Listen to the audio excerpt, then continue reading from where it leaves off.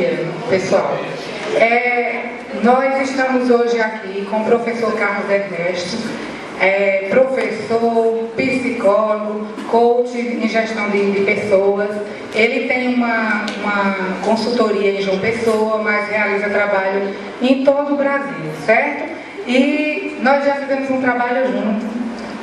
Nós fomos tutores da Universidade Federal em Bananeiras e trabalhamos uns 2 anos, né, Carlos, juntos. E eu já sabia que ele realizava esse trabalho. E ultimamente as coordenações diárias sugeriram essa temática para a gente trazer. E quando eu ouvi, dando uma entrevista no JPB, do trabalho que realizava, a gente fez o convite, ele aceitou. Nós estamos bastante contentes e eu espero que vocês possam realmente, assim, prestarem bastante atenção. Vai ter o momento da mediação, que é uma palestra interativa, e que vocês possam beber um pouco desse saber que ele hoje está nos trazendo, certo? Então, com a palavra, você.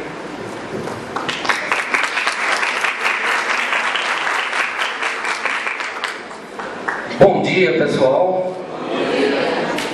Para mim é uma enorme satisfação estar aqui com vocês nesse dia de hoje, na Semana Pedagógica do Colégio Panorama, que tem, durante o ano de 2007, um tema bastante interessante que a Zelma compartilhou. Consciência socioambiental. Posturas que se transformam. Posturas que transformam. E é muito instigador, né, esse tema, e eu me sinto muito honrado de estar aqui com vocês, abrindo, né, o ano letivo. Mas eu gostaria de iniciar primeiro fazendo alguns agradecimentos, não é? Primeiro ao Colégio Panorama, que nos honrou com o convite de estar aqui apresentando essa palestra. A Zelma, amiga de longas datas, que me fez o convite, não é?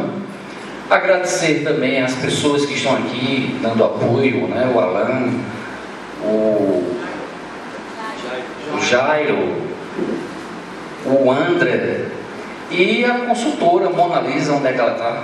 Consultora associada, levanta a Mona Lisa também, que está aqui dando apoio também ao nosso trabalho, né? Tive a honra de tê-la, né, como aluna e hoje como parceira, né? Então, gostaria de iniciar fazendo esses agradecimentos. E agradecer a vocês, né, que aqui estão também, né, para trocar experiências. Na verdade, conforme a Zelma falou, o objetivo é que nós tenhamos uma interação, que eu não fique só falando. Na medida em que eu falar alguma coisa, que alguém tiver alguma dúvida, quiser tirar alguma dúvida, ou quiser fazer algum comentário, quiser algum esclarecimento, sintam-se à vontade, porque embora a gente tenha, né, um cronograma aí de em torno de 40 minutos, 50, uma hora e meia, então não dá tempo suficiente para a gente trocar experiências, né? E se porventura vocês preferirem, também ao final eu abro, né, um espaço para que vocês possam registrar também as suas dúvidas, questionamentos, fazerem comentários, ok? O tema pelo qual eu fui convidado, né, a ministrar a palestra é a gestão emocional no ambiente de trabalho. E aí eu acho muito interessante, deixa eu pegar aqui o laser, eu acho muito interessante esse tema, porque, como a Zelma falou, é um tema que começa a ter repercussão no mundo empresarial e nas relações interpessoais. A gente está muito acostumado já a ouvir falar em inteligência emocional. Acredito que alguém aqui já ouviu falar, já? Alguém aqui já leu o livro Inteligência Emocional, do Daniel Goleman? Uma pessoa levantou a mão, duas, acho que deve ter vários, né? Várias pessoas. Então, esse tema de inteligência emocional é um tema razoavelmente antigo, porque a primeira versão do livro do Goleman foi lançada em 95, então estamos aí com mais de 20 anos. Mas o tema gestão emocional é um tema relativamente novo, né, que está aflorando no mundo empresarial e começa a ter uma repercussão, conforme a Zelma falou. Eu fui convidado há um mês atrás, 2 meses, não lembro bem a data, para dar uma entrevista falando sobre o que era isso, gestão emocional no ambiente empresarial. E foi por meio dessa entrevista que eu dei que a Zelma se interessou em trazer o tema para compartilhar com vocês.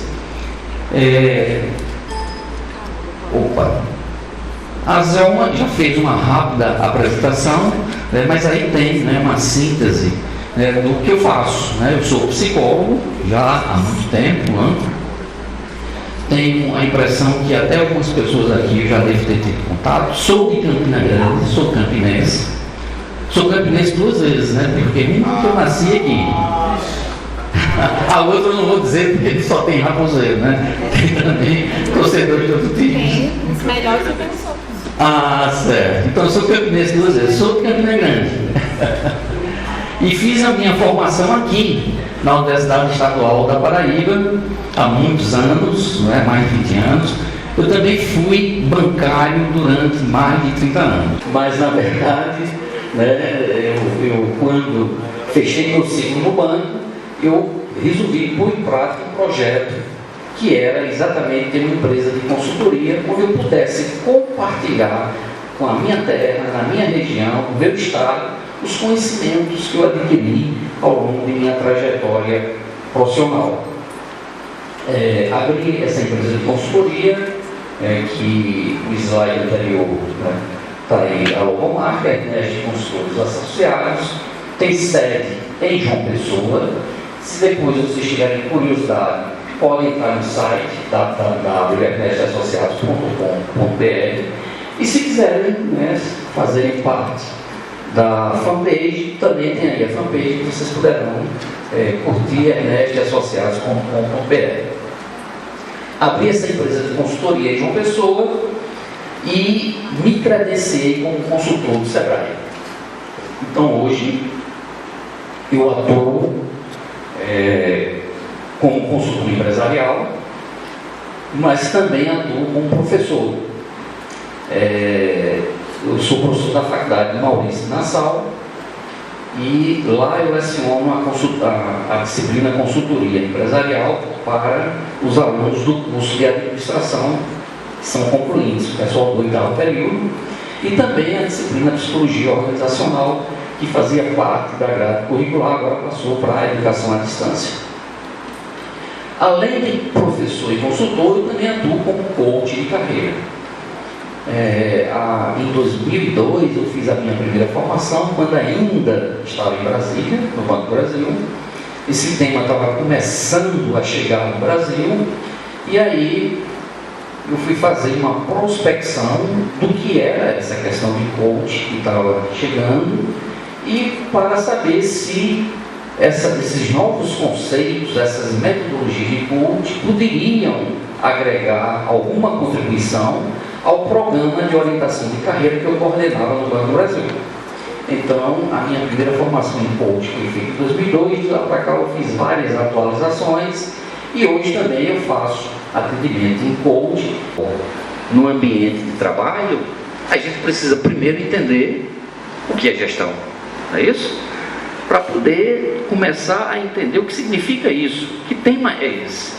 E aí a gente vai na literatura, vai no dicionário, e tenta entender o que significa gestão. E no Aurélio, no tradicional Aurélio, a palavra gerir tem a ver com ter gerência sobre, ou seja, gerenciar alguma coisa.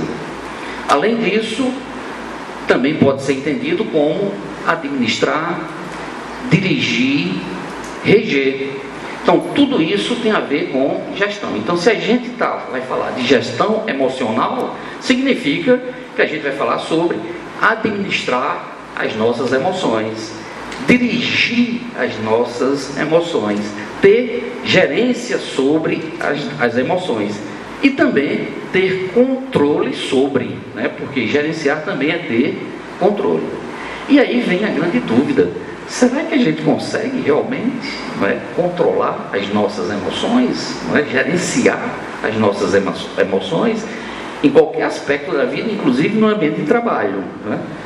E aí, para a gente entender melhor conceitualmente o que seria gerir, trago aí um conceito, tem vários, mas eu trouxe um de do Tenório Fernando, que diz o seguinte: é a ação de estabelecer objetivos e alocar recursos para atingir uma finalidade previamente determinada. Ou seja, se eu quero gerenciar as minhas emoções, eu devo ter algum objetivo a alcançar.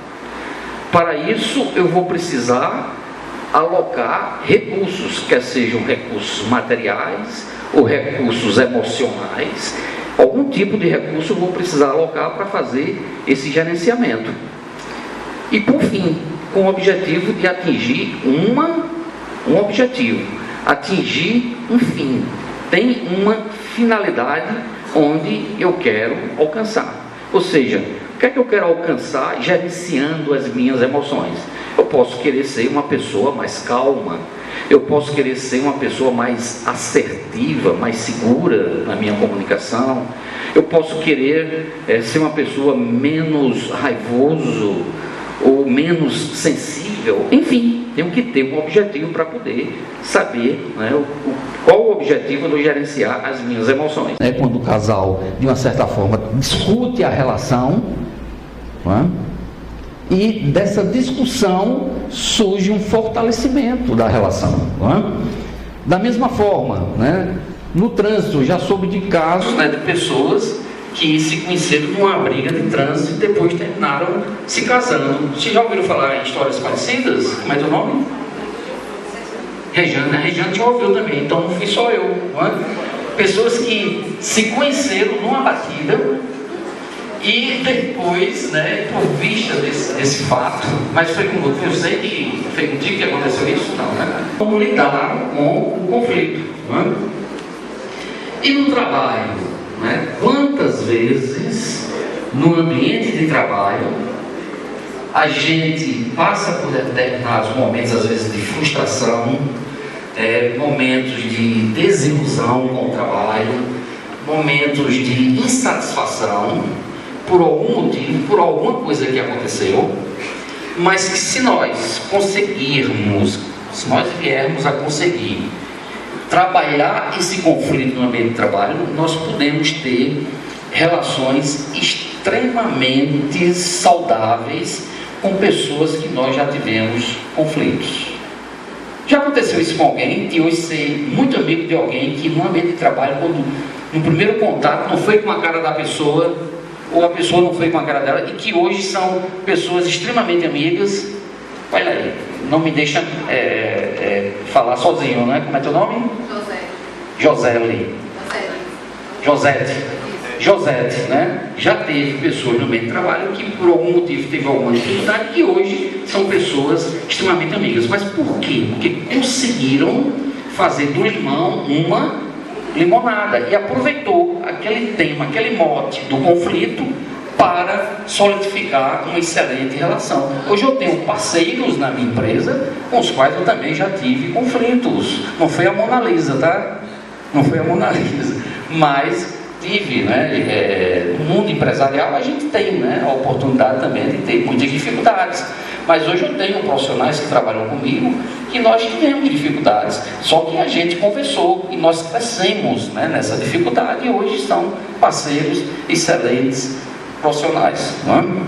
E aí, como lidar com o conflito? Como lidar com a dificuldade? Como gerenciar as nossas emoções para poder fazer desse limão uma limonada? Preocupados com essa questão, vários pesquisadores se debruçaram sobre esse tema. E um dos pesquisadores foi exatamente, conforme eu falei no início, o Daniel Goleman, psicólogo americano, que em 1995 escreveu o livro Inteligência Emocional, que se tornou um best-seller, um dos livros mais lidos em todo o mundo, há mais de 20 anos, que está aí nas listas dos mais vendidos, e que ele trata esse tema e dá algumas dicas, alguns indicadores de como nós, mortais seres humanos, podemos lidar com as nossas emoções. E ele trouxe esse tema de inteligência emocional fazendo um contraponto com o outro tipo de inteligência que todos nós estamos acostumados, que é a inteligência cognitiva, né? A inteligência racional. A inteligência que a gente é acostumado a ouvir falar é essa inteligência que a gente diz. Quem aqui conhece alguém que é inteligente? Quem conhece? Como é o nome da senhora? Ieda. Pode citar o nome dessa pessoa que você considera inteligente, Ieda? José Moacir, aqui do Panorama, que eu conheci agora há pouco. Olha aí, cadê o Moacir? O Moacir está presente ou não? Olha aí, Moacir, você é considerado uma pessoa inteligente. Ieda. Ieda. Como é que é? Não entendi. É irmão? Não pode? Não, mas pode sim. Por que não? Por que não? Pode. Mas Ieda, né? Ieda, por gentileza, o que é que o Moacir tem que você o considera uma pessoa inteligente? Diante das dificuldades da vida que ele teve muito discernimento para ser um grande profissional hoje. Diante das dificuldades que o Moacir teve, ele teve o discernimento para ser um excelente profissional. E isso faz parte, é uma competência de ser inteligente para lidar com conflitos, lidar com dificuldades. Olha aí um belo exemplo de uma pessoa inteligente. Eu também tenho um exemplo de uma pessoa inteligente. Mostrei um dos primeiros slides a minha família aqui em Campina Grande, né? A Carla, minha filha, que é meu esposo, o Cadu, né? meu neto, primeiro neto, e a Clarinha, que hoje já está com 5 anos, estuda, eu acho que é no Motiva aqui em Campina Grande, e que há um mês atrás, um mês e meio mais ou menos, os pais postaram no Facebook uma foto dela recebendo uma medalha de bronze porque participou da Olimpíada de Matemática na escolinha e conseguiu uma medalha de bronze. Mas família não vale, né? Mas eu estou citando aí o exemplo da Carla, que é a inteligência que a gente conhece. Então eu posso dizer, a Clarinha é inteligente, né? Com 5 anos ganhando uma medalha de bronze numa Olimpíada de Matemática, né? Que é uma coisa que hoje eu não sei resolver nenhuma equação de segundo grau. Então, existem aí indicadores de que a Clarinha é uma pessoa inteligente, mesmo sendo de minha família, né? Então, esse é o exemplo de inteligência que a gente está acostumado a ouvir, né? Só que existem vários tipos de inteligência, né? Existe a inteligência para música, né? Vi também no The Voice Kids domingo, né? Crianças pequenininhas, acho que 8 anos, 9 anos, um garotinho gaúcho que tocou sanfona, deu um show. Cara, é inteligência, né? Inteligência musical, né? Crianças também que jogam bola, driblam, né? Neymar, quando era criança, né, fazia Robinho, enfim, né? É um outro tipo de inteligência, mas também sinaliza inteligência sinestésica, né? Como é o nome? Josailton. Olha, eu tenho um irmão que se chama Josailton também, que mora aqui também no MEDS. No MEDS não, aqui no... Como é o nome desse conjunto que fica aqui? Como? Não, vizinho ao Dinamérica, é MEDS mesmo, né? É MEDS, é isso, Josailton. Então o Josailton está me ajudando, né? A inteligência de quem sabe driblar, que nasce com esse dom, é a inteligência sinestésica. Existem vários tipos, né? A inteligência de comunicação, pessoas interpessoal. Você já leu o Gardner, Inteligências Múltiplas, né? Exatamente. E ele é um pesquisador, psicólogo também, que identificou que existem vários tipos de inteligência, né? Então, essas são as inteligências que a gente está acostumado a ver. Agora, inteligência emocional foi a grande sacada do Daniel Goleman, porque ninguém tinha falado nisso. Uma pessoa ser inteligente emocionalmente, que é diferente da inteligência de QI. Diz que quando a pessoa tem um quociente de inteligência acima de 140, é considerada gênio, não é isso? Acima de 140. Alguém já fez teste de QI aqui ou não? Já fez? Quanto é que deu o seu QI? Pode dizer? 100 e quanto? Faz tempo, não lembra, né? Mas deve ter dado acima de 140. Então, quem tem, né, o QI acima de 140 é considerado gênio, né?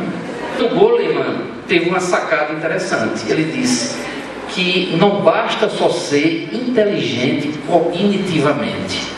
O indivíduo pode ser muito inteligente cognitivamente e ser, nas relações interpessoais, por exemplo, um desastre. Quantos professores, aqui vou falar também porque eu sou professor, a gente conheceu ao longo da nossa trajetória que era uma sumidade naquele conhecimento que ele dominava, mas que como professor não conseguia passar, né, o conteúdo que ele tinha. Tinha uma enorme dificuldade de se relacionar com os alunos. Quantos professores a gente não conheceu dessa forma? Ou seja, pessoas que eram inteligentes cognitivamente, mas que emocionalmente não eram inteligentes. E a sacada do Goleman foi exatamente essa, né? Não basta só ser inteligente na cabeça, precisa ser também inteligente no coração. Ou seja, conseguir ser inteligente com as suas emoções.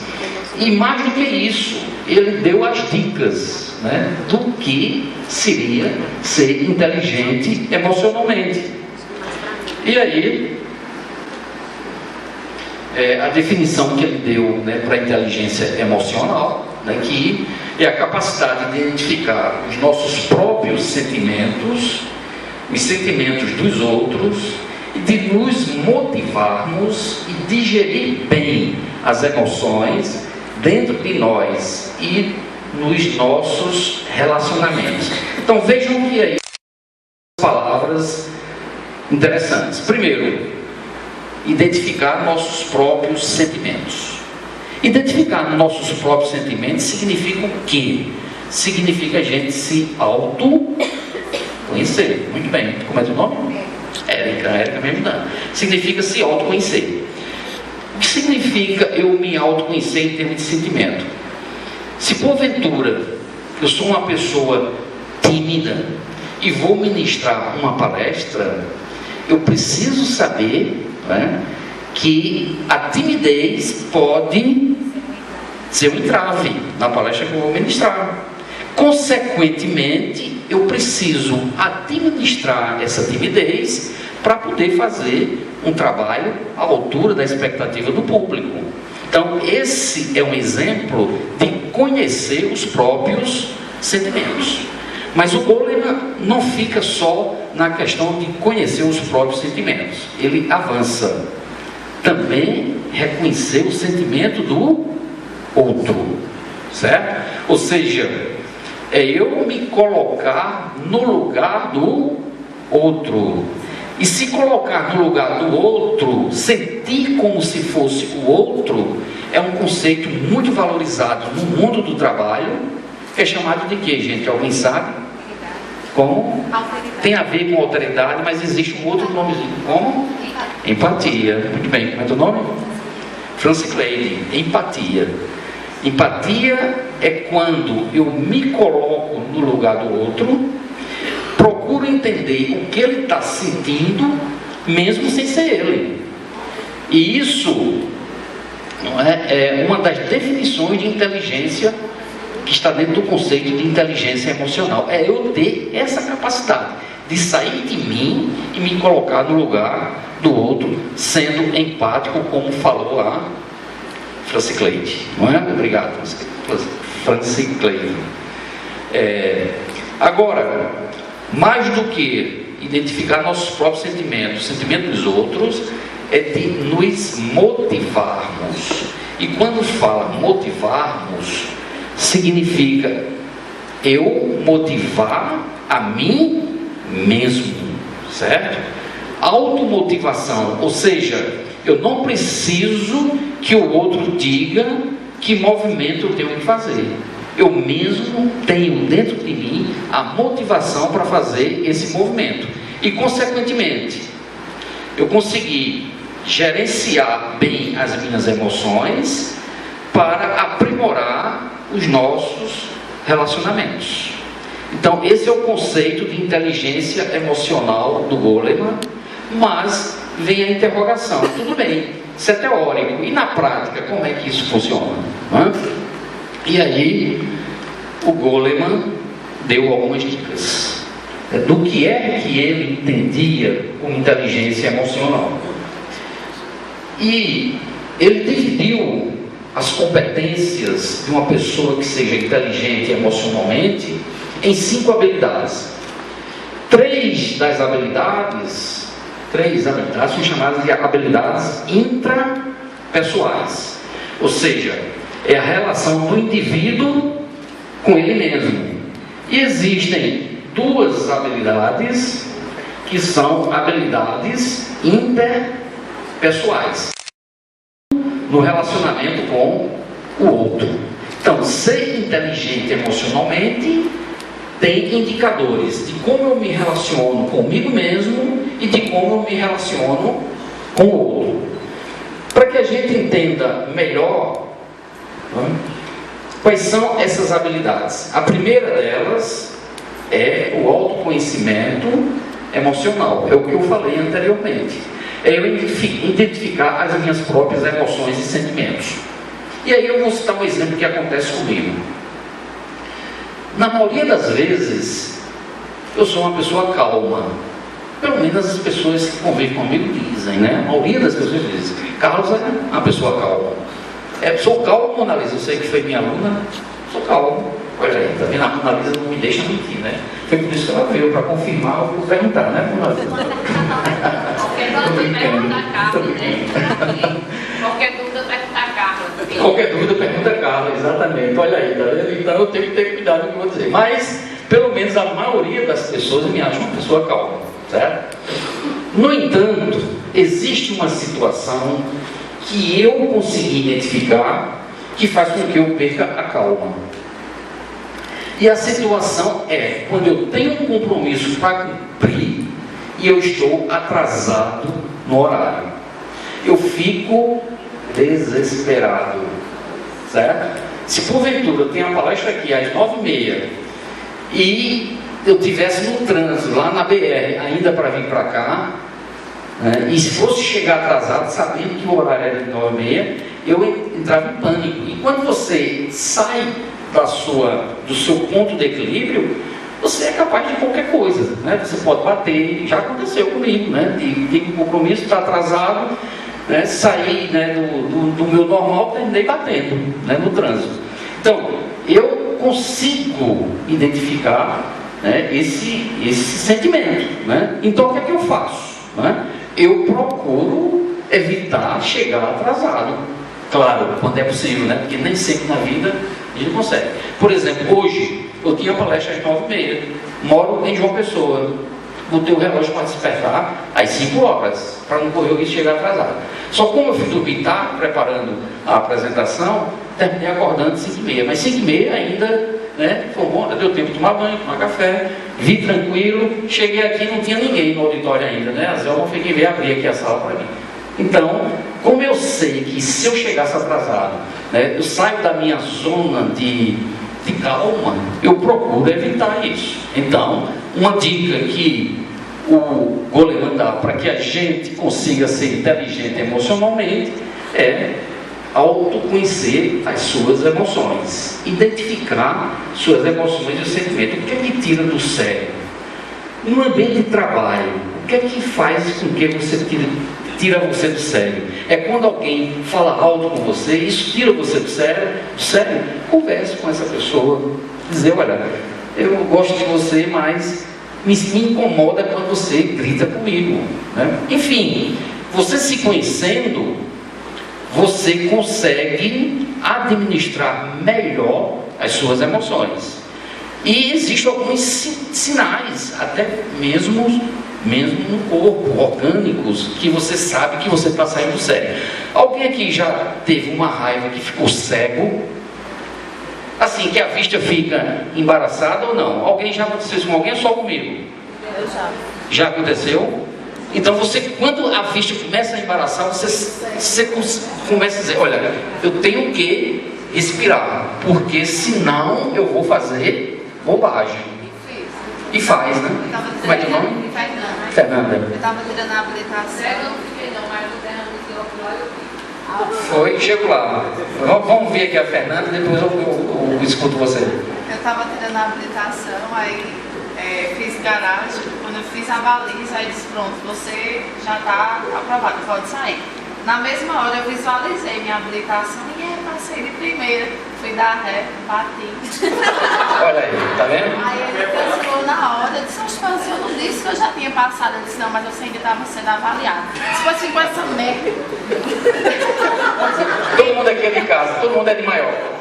Aí joguei a chave, não tem mais o carro, não tem nada, deixei ficou. Pois é, acontece. Isso acontece com as melhores famílias, com as melhores pessoas, pessoas mais calmas. Eu também já perdi. Eu fiz coisas assim que eu disse, puxa vida, não sou eu. Não é? Mas quando você, não é? Quando você é mobilizado internamente por uma emoção, você termina. Eu sou tranquila. Pois é uma pessoa tranquila. A colega lá de trás, conhece ela, como é o nome? Maria Lúcia. Maria Lúcia, você estava querendo também trazer um exemplo, não? É só um exemplo, não é só isso, porque às vezes a gente se coloca realmente diante do outro, tenta vivenciar as suas necessidades, possibilitando até o alcance das vidas. Entretanto, quando não se é possível, a emoção vai ser expressada de alguma forma. E aqui o que foi encontrado foi só aquele, em pleno Natal, meu olho virar uma água do Natal, um bolinho vermelho. Olha aí, tá vendo? Desculpa o nome. Maria Lúcia. Maria Lúcia, obrigado Maria Lúcia pela sua participação. Pode até virar uma árvore de Natal. Então. E a atividade o quê? Criatividade é um dom. Criatividade é um dom. É isso que você falou? Isso. Então veja bem, se você já conhece que existem situações que no seu olhinho vai se encher de árvore de Natal, quando você estiver vivenciando uma situação como essa, o que é que você deve fazer? Respira, conta até 10, porque senão você pode fazer bobagem. Senão a Fernanda pode chamar o palavrão que normalmente ela não chama, né? Senão você pode fazer coisas que normalmente você não faz. Então isso são exemplos de autoconhecimento emocional que está diretamente relacionado com a questão do controle emocional. Só que a questão do controle emocional, o Goleman traz uma observação importante. Quantas vezes na nossa vida nós tivemos a oportunidade, ou a má oportunidade, de descarregar um sentimento que a gente teve em relação a outra pessoa para quem não tinha nada a ver com aquilo? Já aconteceu com vocês ou aconteceu só comigo?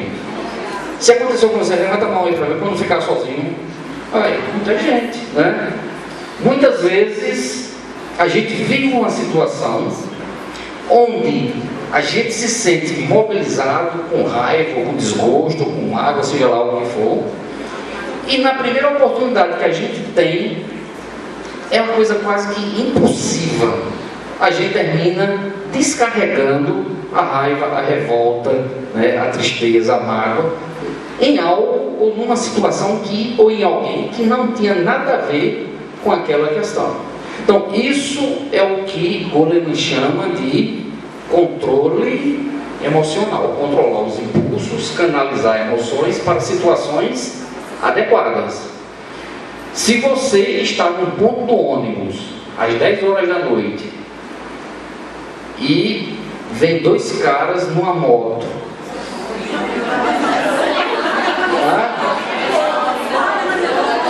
qual é? O que acontece dentro de você? Como? Esconde o celular e o que mais?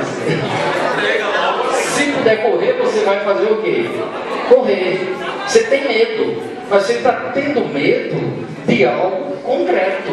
Ou seja, você está canalizando o seu medo para uma situação que realmente amedronta.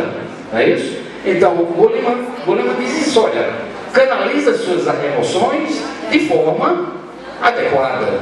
Não é? Muitas vezes, né, para você ser respeitado, você até precisa ser um pouco agressivo. Já aconteceu com vocês ou não?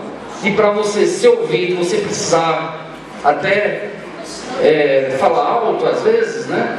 até, né, dizer, olha, me respeita, não é isso? Então, é um direito que você tem, você é humano, tem sentimentos, mas você precisa canalizar esses sentimentos de forma adequada. Então, isso faz parte da inteligência emocional.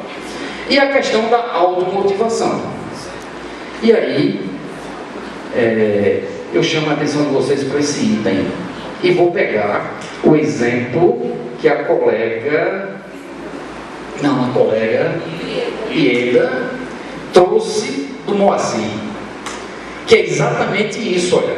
Seguir em frente, mesmo diante de frustrações e desilusões. Ou seja, isso é um indivíduo ser capaz de tirar de dentro de si a energia que ele precisa ter para continuar a superar os obstáculos e os desafios que a vida traz para qualquer um de nós, certo? Então isso é uma competência que o Goleman diz que é inteligência emocional e que isso existe dentro de você. Ninguém que chega em você e coloca isso, não. Você tem inato, não é? Você tem porque a vida lhe ensinou que você precisa arregaçar as mangas e ir à luta, porque se você não for à luta, ninguém vai por você, certo?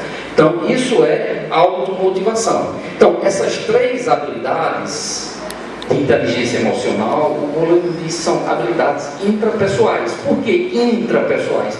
Porque é a relação de você com você mesmo, certo? Agora, além dessas três habilidades, e a primeira é a que a Francigleide já falou, que é você ser capaz de se colocar no lugar do outro. Isso é uma característica de quem é inteligente emocionalmente, e é inteligente emocionalmente na sua relação com o outro. E a quinta habilidade são habilidades de relacionamentos sociais. Ou seja, você ser capaz de interagir com outros indivíduos, motivar outras pessoas e exercitar a gratidão. E aí eu chamo a atenção de vocês para essa questão da gratidão. Por uma questão cultural, talvez, nós não nos habituamos a agradecer. Não sei se já aconteceu com vocês alguma vez. Você faz um trabalho que tem 99% de acerto e 1% de erro. E a pessoa, né, a quem você entregou esse trabalho, ou que, né, era responsável por esse trabalho, em vez de agradecer pelos 99% que você fez bem feito, vai em cima do 1% que não ficou perfeito. Tem até uma musiquinha aí que diz, né, eu sou do 1%, não tem? Como é que é? 99% anjo, perfeito, e 1% vagabundo. Mas eu não sei porquê, né, esse 1% prevalece sobre os 99%. Não é? Mas apesar da brincadeira dos 99% vagabundo, porque geralmente é o contrário, né? É 99% vagabundo e 1% perfeito. Nós não somos treinados para agradecer. Não é? Quantas coisas boas a gente tem na vida? Não é?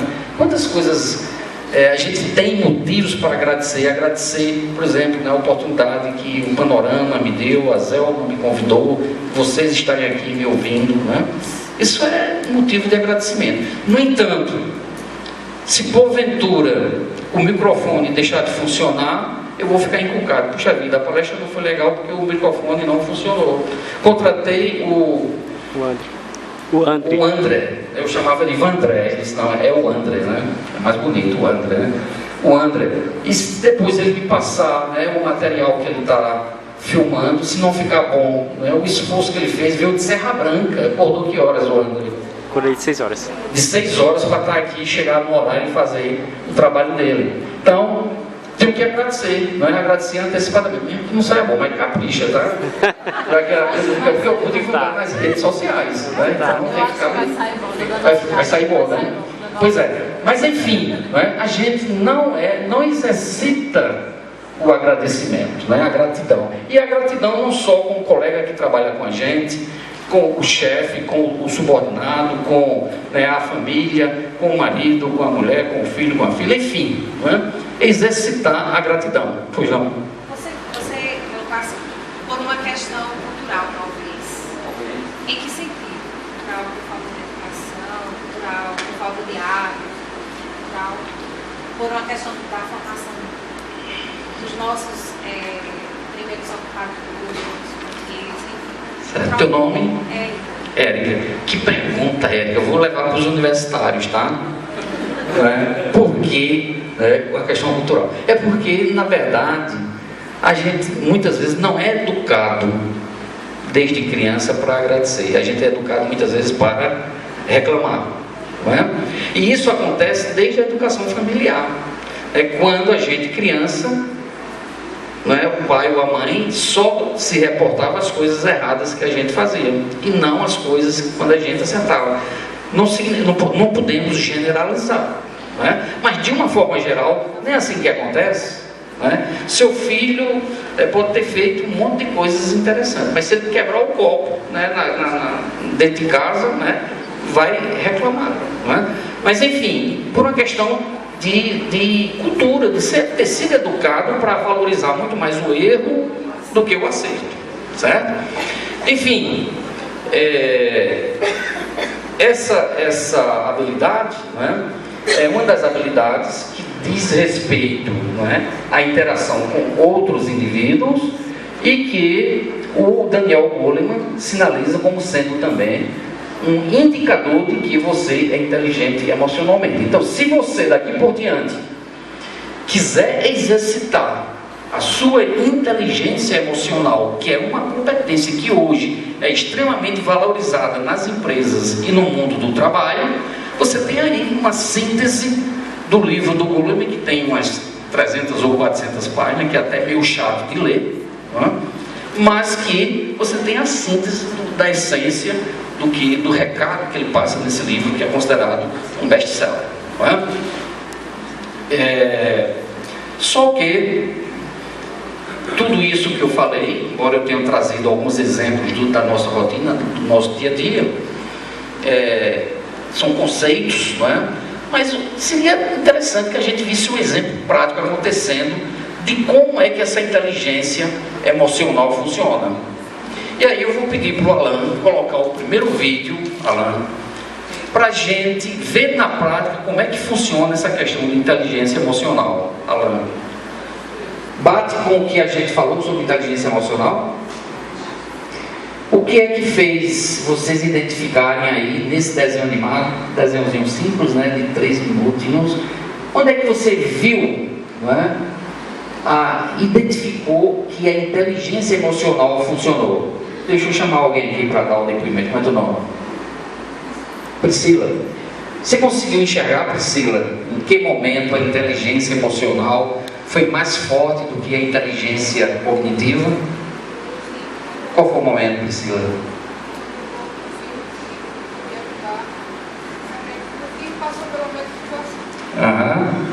Como é que foi que eu entendi? Desculpe. Quando o coelhinho pôde ajudar o outro. E como foi que o coelhinho ajudou o outro?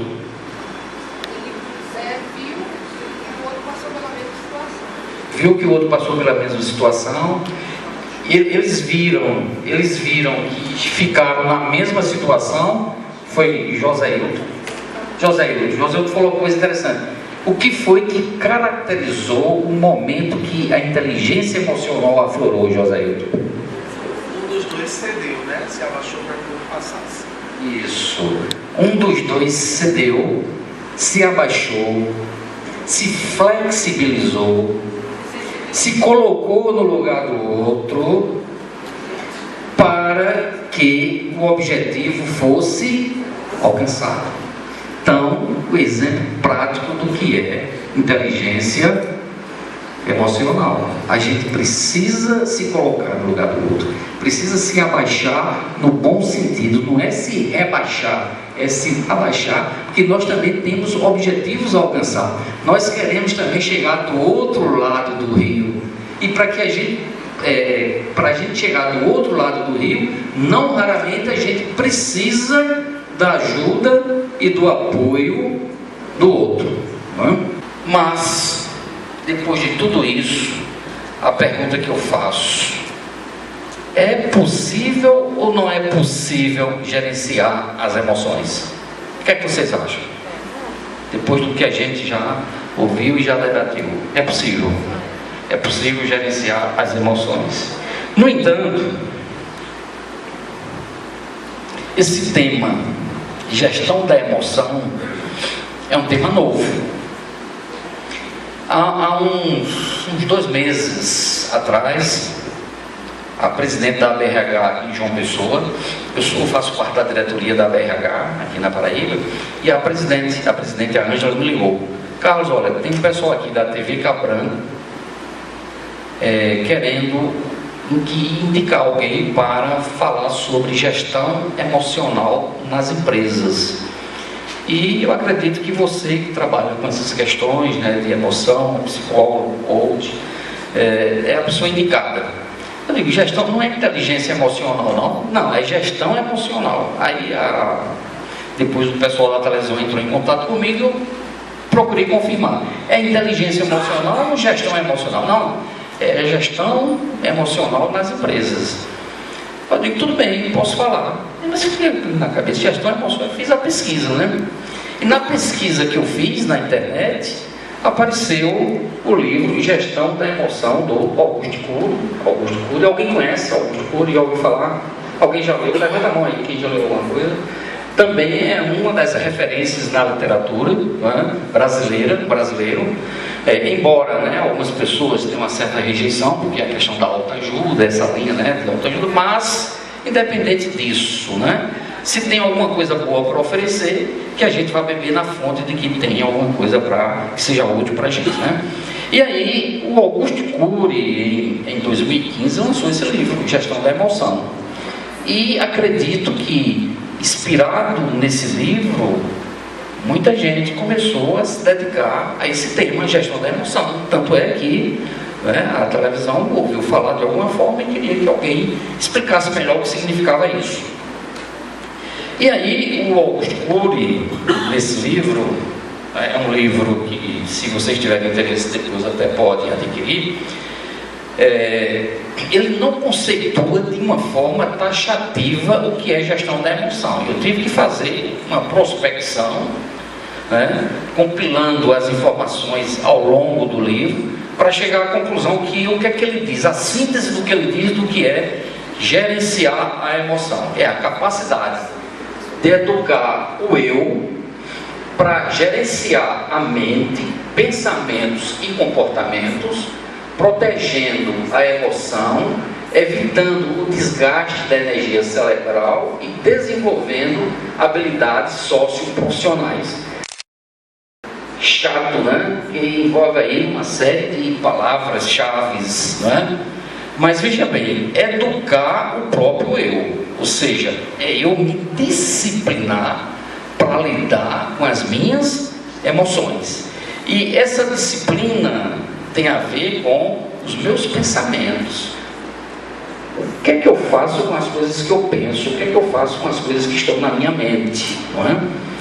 E de que forma esses pensamentos vão influir no meu comportamento? Quando ele fala protegendo a emoção, é que no livro ele diz que nós temos muitos motivos e a gente termina gastando a nossa energia cerebral para emoções negativas, né, que ele chama lá de emoções dialéticas, antidialéticas, né, tem uns conceitos lá, né? Mas enfim, a síntese é o quê? Eu me educar, me disciplinar para não ser escravo dos meus pensamentos e das minhas emoções negativas, não é? Ou seja, é eu desenvolver a competência de ser líder da minha própria mente. E ser líder da minha própria mente significa ser líder de mim mesmo. Ou seja, se nós estamos no mundo empresarial, todos nós, né, professor é um líder, quem trabalha, né, como gerente é líder, coordenador, supervisor é líder de pessoas. Mas antes de ser líder de um grupo, de uma equipe, nós precisamos liderar a nós mesmos. Liderar a nós mesmos é nós não sermos escravos de pensamentos, fobias, neuroses que permeiam o nosso pensamento e a nossa mente. E aí o Augusto Cury dá várias dicas, sugestões de como fazer esse gerenciamento. Não é? E ele aponta, não é, as dificuldades, né, como, né, gerenciar, né, a nossa mente se o ser humano, né, tem fobia, decepções, mágoas, incompreensões, solidão, perdas, contrariedades, frustrações, rejeições, humilhações, críticas e até bullying, que ele também como gerenciar nossa mente se a todo instante nós estamos sendo expostos. Então o Augusto Cury, né, o que é que ele diz, né, como é que a gente vai conseguir controlar a mente se a gente está exposto a todo momento a estímulos desse tipo, né? Como gerenciar a emoção se o ser humano está sujeito a todas essas adversidades da vida, né? Como gerenciar a emoção se o ser humano está sujeito a gastos de energia emocional inútil? Isso é um conceito que o Augusto Cury traz no livro, que ele chama, pelas essas iniciais, né, de gastos de energia emocional inútil. A nossa mente, a todo instante, todo dia, exposta a estímulos, não é, que faz com que a nossa energia emocional seja gasta de forma inútil. Ou seja, atritos, impulsividade, perfeccionismo, preocupações neuróticas, não tem esse acento não, tá? Preocupações neuróticas, ansiedade, timidez, hipersensibilidade, estresse. Então, a todo momento nós somos expostos a essas questões. Como, né? E essas questões faz com que a nossa energia, a nossa emoção seja direcionada de forma inútil. E aí até ele fala um conceito interessante, que é o conceito da sustentabilidade também, que é um tema da atual. A gente se preocupa com a economia da água, principalmente agora em Campina Grande, né? Economizar água por conta do verão que está secando, né? Economia de recursos, economia, né, de uma forma geral, e poucos de nós nos preocupamos em economizar as nossas emoções em coisas úteis, porque não raramente, 24 horas do dia, pelo menos a metade, às vezes, é gasto em coisas inúteis. E muitas vezes, coisas que não existem. Quantas vezes a gente não sofre por antecipação? Não é? Você tem, né, algo a fazer, ou tem a possibilidade de acontecer algo ruim, mas só pelo fato de você pensar, você já começa a sofrer, antes de que a coisa venha acontecer ou se concretizar. E às vezes nem se concretiza. Você já gastou tanta energia, já perdeu tanto tempo, já chorou tanto, que não tem mais lágrima para chorar. Não é? Por quê? Porque você sofre por antecipação. Não é? Então, como gerenciar, né, a emoção se a gente está exposto a essa realidade? Não é? E aí, o Augusto Cury dá 6 dicas, tá? 6 dicas para nós fazermos esse gerenciamento. E a primeira dica é renunciar à necessidade de ser perfeito. Alguém aqui tem essa questão do perfeccionismo, querer ser o melhor, fazer o melhor, não fazer nada errado? Como é teu nome? Rinaldi. Então, Rinaldi, aí a dica do Augusto Cury. Ele aqui está dizendo, você não vai ser perfeita nunca, nem você, nem eu, nem ninguém, tá? Esqueçam a perfeição, façam o melhor de si, façam o melhor, mas perfeição a gente não vai ser. Muitas vezes a gente deixa de fazer o melhor porque a gente quer fazer o perfeito. Vamos nos contentar com o melhor, né? E aqui ele dá alguns indicadores, né? Nós temos que reconhecer que toda pessoa, por mais calma que seja, também tem momentos de agressividade. Por quê? Porque ninguém é perfeito, não é? Que pessoas amáveis também têm ataques de egoísmo. É verdade? Não é? É verdade, né? Muitas vezes a gente tem pessoas que são amáveis, agradáveis e tal, mas que em um momento ou no outro a gente vê, pô, fulano foi egoísta. A gente termina se decepcionando. Por quê? Porque a gente levanta expectativas sobre o comportamento do outro, não é? típico, exatamente, é típico, é inerente à condição humana, né? Que pessoas lúcidas têm em alguns momentos reações irracionais. Fernanda, né? Pessoa lúcida, tranquila e tal, mas num determinado momento, uma atitude que normalmente você não faria. É inerente à condição humana, não é perfeita. A Fernanda não é perfeita e ninguém pode esperar que a Fernanda seja uma santinha o tempo todo, né? Tem que se acostumar com ela e chamar um palavrão de vez em quando também, né? Que pessoas, por mais éticas que sejam, por mais éticas, transparentes e humildes que sejam, sem que percebam, podem frustrar pessoas de sua intimidade. Já aconteceu com você, gente, de você gostar de uma pessoa, se apaixonar, aquela paixão platônica, e no dia você vê a pessoa como ser humano, vê a pessoa despida, vamos dizer assim, né? Mostrando as suas fragilidades também, as suas fraquezas. Já aconteceu com você, Ieda, né? De se desiludir, mas puxa vida, eu nunca imaginei que fulano fizesse isso. Mas, da mesma forma que a gente não é perfeito, o outro também não é perfeito. Então, se eu não sou perfeito no meu trabalho, nas minhas relações com o ser humano, as pessoas com as quais eu convivo também não são perfeitas. Um dia eu posso também me magoar, né? Por quê? Porque é inerente à condição humana. Pois não? Mas isso também é meio específico desse período que a gente vive, a necessidade da busca da perfeição. E eu fico assim, imaginando, como historiadora, que nas outras sociedades, essa necessidade de buscar o perfeito, de ter o perfeito como algo, embora na sociedade o ser perfeito, fisicamente perfeito, não espiritualmente, mas fisicamente que já foi perfeito, para a gente saber que de fato a perfeição é alcançada. Eu acho que é uma coisa típica do século XXI. Érica só faz pergunta para os universitários, né? Mas, Érica, muito interessante que você trouxe, tá? A questão da perfeição, como você falou, que... Eu acho que é tipo desse momento que nós vivemos, desse século. Sim. Talvez não seja típico só desse século. Eu acho que desde a filosofia grega antiga já existia a busca da perfeição. Me lembrei do que eu ia dizer, certo? Eu considero que a questão da perfeição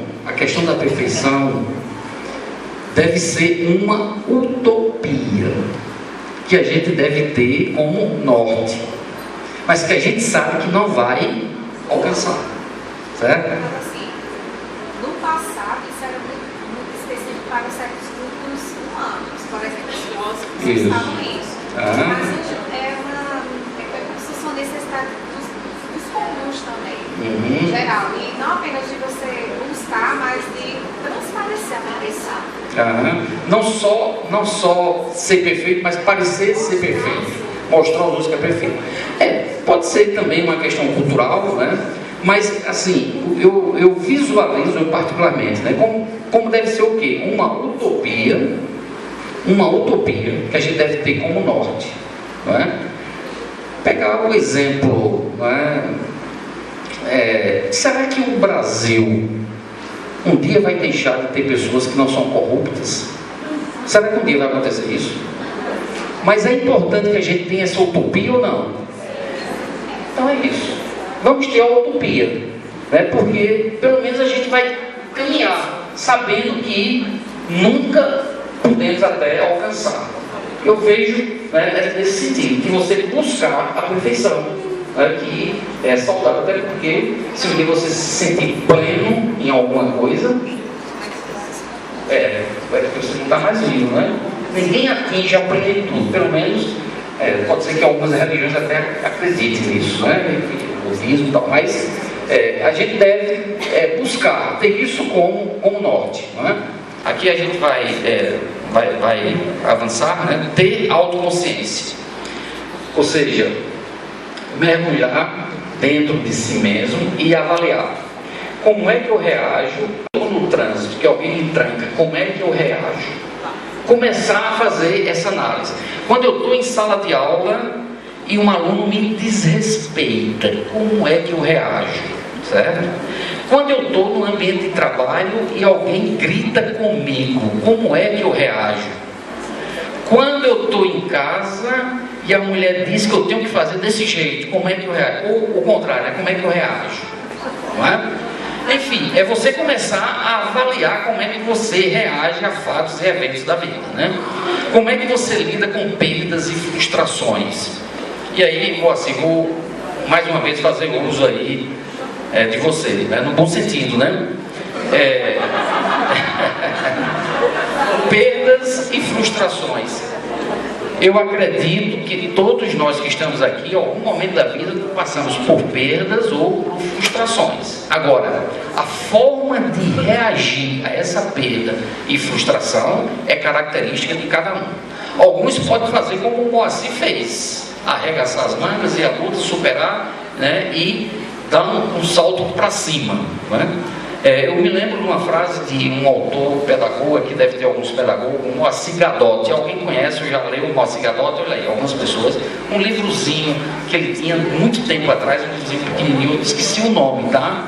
Do livro do Gadotti, mas era um clássico dele, na época que eu li alguma coisa de pedagogia. Ele diz o seguinte: quando o ser humano está na beira de um abismo, ele tem duas alternativas.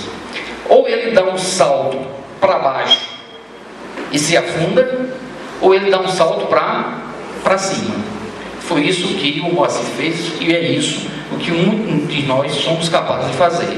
Porque o abismo não raramente aparece na nossa frente. E nós temos a opção de escolher, nós temos a liberdade de escolha. Ou a gente pula para baixo, ou a gente pula para cima. Então, como é que a gente reage, né, com perdas e frustrações? E como é que nós construímos as nossas relações sociais? Construímos por meio de identificação. Eu me identifico com a Zelma e passo a ter uma relação social com ela, ou sou por interesses materiais, de benefícios que eu posso obter ao me relacionar com alguém. Então, analisar essas questões. A outra dica, automapear-se. Diagnosticar fobias, obsessões, ansiedade, impulsividade, falsas crenças. Olha, todos nós, seres humanos, em maior somos passíveis de ter medo de barata. Tem medo de barata, Zé Homem? Rato. Olha aí, alguma coisa você tem. Cururu, cobra. Pois é, então todos nós temos, não é? Fobias, obsessão, ansiedade, as mãos ficam suadas, às vezes agimos por impulsão, e temos também crenças limitantes, ou seja, a gente acreditar em coisas que nos foram passadas desde a infância, e a gente assimila aquilo como verdade, e aquilo passa, né, a interferir nas nossas ações ao resto da vida. Por exemplo, um pai que diz ao filho: olha, você é fraco, você não é inteligente, e a pessoa termina acreditando nisso e leva essa carga para o resto da vida. Então, todos nós estamos sujeitos. Alguém falou alguma coisa aí? Como? Isso. Mas será que acontece? Acontece, não é? E aí a pessoa leva essa carga, essa crença, né, para o resto da vida. Se não se trabalhar, é um peso que a pessoa vai carregar para o resto da vida, né? Definir metas claras, otimizar a energia cerebral, superar conflitos de forma construtiva. E aí, trazendo para o ambiente de trabalho. Não se iludam. Ter conflitos no ambiente de trabalho é inerente à condição do trabalho. O trabalho é estressante, nós temos metas a cumprir, nós temos que dar resultado, não é? Enfim, né, o ambiente por si só pode favorecer o conflito. Agora, como é que a gente lida com esse conflito? E essa aí é a minha questão, a pergunta que eu deixo com vocês. Como é que eu lido com os conflitos que eu enfrento no meu dia a dia? Eu busco ressignificar esse conflito para que eu possa tirar dele o melhor proveito, ou eu vou me afundar nesse conflito, criando uma inimizade, me magoando, tendo um ressentimento para o resto da vida? E aí eu trago para vocês uma frase que foi dita por uma colega minha que trabalhava comigo no Banco do Brasil há muitos anos, ela é aqui de Campina Grande, inclusive, e no bate-papo ela me disse o seguinte: Carlos, olha, quando eu estou trabalhando com alguém que essa pessoa é uma pessoa difícil, em vez de eu me afastar dela, eu pergunto a mim mesmo: o que é que eu posso aprender com essa pessoa? O que é que essa pessoa pode me ensinar? Se eu tenho um chefe que é autoritário, que é carrasco, que é isso, que é aquilo, o que é que eu posso aprender com essa pessoa? Se ela está aparecendo na minha vida, é porque tem algo a mim ensinar. Agora, não é ensinar em termos cognitivos, não, é ensinar em termos emocionais. Ser resiliente, ter resistência à frustração, conseguir superar, aceitar o outro como ele é, enfim, o que é que essa pessoa tem para me ensinar? E aí é ressignificar de forma construtiva os conflitos que a vida nos oferece. Ter foco e disciplina para construir plataformas mentais saudáveis, ressignificando os traumas, é o que eu falei, né? Traumas também é inerente a condição, desde o pai que disse lá para o filho que ele era um fraco, ou até mesmo um caso fatal que aconteceu e que gerou um trauma na pessoa. Mas ressignificar isso, dar um novo significado. Por que ressignificar? Porque esse fato traumático, ele não vai deixar de existir, faz parte da sua história. Agora você pode dar um sentido diferente a isso, né? A essa experiência negativa. Fazer escolhas. E aí tem uma questão interessante. Eu trabalhei com orientação profissional e um dos temas é ajudar o jovem, o adolescente a fazer a opção para fazer o vestibular, né? Fazer a orientação vocacional, né? E muitas vezes o jovem, ele tem vocação para muita coisa, né? Pode ter vocação para medicina, para engenharia e para advocacia simultaneamente. Pode, por que não? E pode ter interesse, né, em áreas distintas. Só que ele precisa se conscientizar que a partir do momento que se faz uma escolha, os outros caminhos deixam de ser percorridos. Como é teu nome? Joelma, casada, né? Casada. A partir do momento que a Joelma optou por casar, como é o nome do teu esposo? Marconi. Optar por casar com Marconi, teve que abrir mão de uma série de outras alternativas que poderiam, né, estar ao alcance dela. Então, na vida, nós fazemos escolhas, mas temos que nos conscientizar que escolhas implicam em perdas. Não é? Essas são as 6 dicas do Cury, mas eu achei que haveria com vocês, tá? A dica da automotivação para o autodesenvolvimento, tá? Nós temos que ser o piloto da nossa aeronave. Autodesenvolvimento significa eu me desenvolver independente dos meus pais pagarem a minha faculdade, independente do meu chefe pagar um curso superior para mim, independente de eu ser patrocinado pelo meu tio, eu devo buscar o meu autodesenvolvimento. Eu devo ter a motivação em mim mesmo para esse autodesenvolvimento. É o permanente processo de aprendizado e de crescimento. Nós nunca vamos esgotar tudo que a gente precisa aprender. Até o último dia da nossa vida nós vamos estar aprendendo. Então esse aprendizado é permanente. Como dizia o poeta, somos eternos aprendizes. E buscar alternativas para alcançar os nossos objetivos. E aí eu chamo a atenção de vocês para uma coisa importante, é nós termos um plano B para aquilo que a gente quer alcançar. Nós traçamos as nossas metas, nós traçamos os nossos objetivos.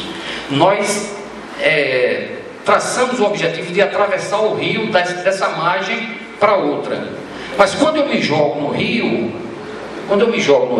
eu não sei, a correnteza pode me levar para outro ponto que não é aquele que eu mirei. Consequentemente, eu preciso ter o plano B. Se eu não chegar aonde eu planejei, eu posso ir para outro caminho. Quem sabe eu não vou ser feliz também naquele outro ponto que está ao meu alcance. E aí eu resgato a questão do meu primeiro vestibular, né? Quando eu entrei na faculdade, eu entrei em Química Industrial, cheguei à conclusão que não era isso que eu queria, fiz licenciatura em Matemática. Minha primeira graduação foi licenciatura em Matemática, fui professor 15 anos do Polivalente aqui no Catolé, concursado pelo Estado. Depois de 10 anos, resolvi fazer Psicologia, e aí já era bancário, ensinava à noite Matemática e estudava, fiz um curso de Psicologia na UEPB, onde a Mona Lisa também se formou. Enfim, quando eu era adolescente, o meu plano era fazer Engenharia Elétrica, que era o curso de top aqui em Campina Grande. Só que a vida não me permitiu chegar no ponto que eu tinha mirado, que era engenharia elétrica. E aí fiz um percurso e me sinto realizado hoje sendo psicólogo, sendo professor, dando aula de consultoria, dando aula de comportamento organizacional. Não ensino mais matemática, porque eu não sei mais resolver uma equação de segundo grau. Né? Mas enfim, ter planos B, porque de repente eu quero ser presidente da República, mas consigo ser só vereador em Campina Grande. E aí? Não é? Vamos ser felizes sendo vereador, mesmo, né, sem conseguir o ponto que eu mirei. Olha, a questão da autoestima é fundamental. Quantas pessoas a gente conhece? Aparência, bom poder aquisitivo, todas as condições sociais adequadas para ser feliz e realizada, mas são pessoas infelizes porque têm a autoestima baixa, certo? Essa questão da autoestima é fundamental você acreditar que você é capaz, que você é uma pessoa única e que tem dentro de você o potencial para você mostrar o melhor que você tem. Ou seja, você é capaz de se apresentar ao mundo da melhor forma que você consegue se apresentar. Isso é possível e isso depende de sua autoestima. Ressignificar experiências vividas, dando a elas um novo sentido. Viktor Frankl, psicólogo, alguém já ouviu falar aqui em Viktor Frankl? Levanta a mão se alguém viu, alguns viram, né? Era um judeu na Segunda Guerra Mundial, no campo de concentração, onde as pessoas iam para morrer, cremadas. Ele conseguiu sobreviver. Por quê? Porque ele se conscientizou que viver aquela experiência tinha um sentido. E o sentido era o quê? Escrever um livro que dissesse para o mundo a experiência que ele estava vivendo. E ele é considerado hoje o pai de uma das linhas da psicologia, que é a logoterapia, a terapia do sentido da vida. Então você dá um novo significado às experiências que você está vivendo, independente, né? Se elas são boas ou se são ruins. E reconhecer que por melhor que você seja, não vai atender às expectativas de todos. Nem Jesus Cristo agradou a todo mundo. Então nós, simples mortais, não vamos conseguir agradar. Nos conscientizarmos disso.